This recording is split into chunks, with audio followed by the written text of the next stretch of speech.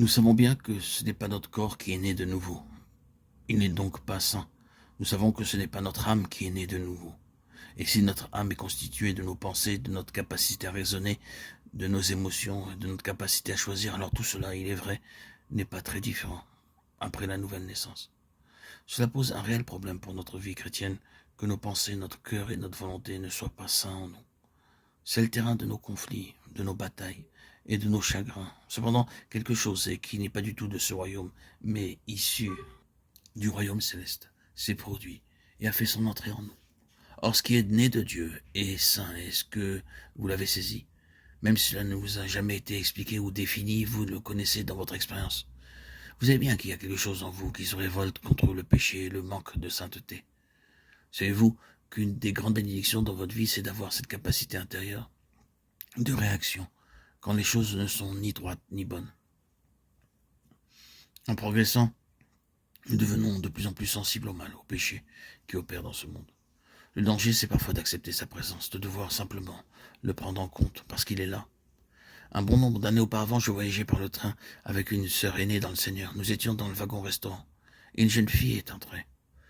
Elle s'est assise à la table voisine et, sortant une cigarette, l'a allumée. Bien sûr, c'est une chose couramment acceptée maintenant. Mais pour ma chère sœur, c'était par contre tout à fait nouveau. Un regard consterné a assombri son visage, et ses yeux étaient exorbités. Elle me regardait et je peux vous affirmer que j'ai eu beaucoup de mal pour l'empêcher d'aller dire à cette personne d'éteindre sa cigarette et d'arrêter de fumer.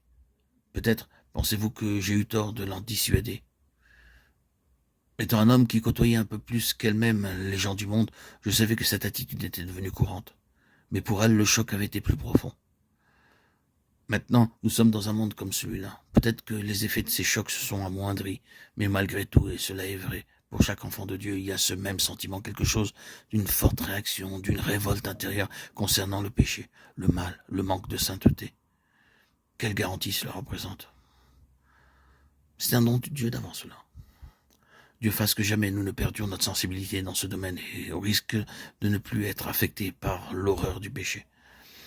Prenez garde, jeunes gens, de ne pas émousser la sensibilité de votre nouvelle naissance en vous accommodant des manières de faire du monde, de ses habitudes, de ses mœurs, les considérant comme quelque chose d'inévitable.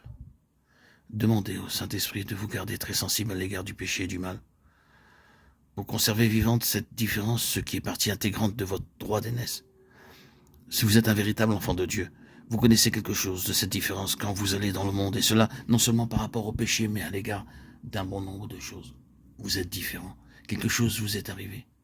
Si tel n'est pas le cas, il est grand temps pour vous de bien examiner cette question pour savoir si vous êtes un véritable enfant de Dieu. D'une certaine manière, cette différence devrait être assez claire pour vous.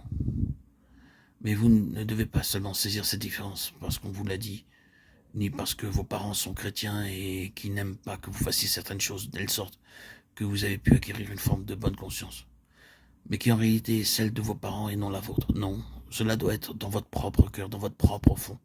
Il est nécessaire d'avoir conscience d'être différent, fondamentalement différent de ceux qui ne sont pas au Seigneur.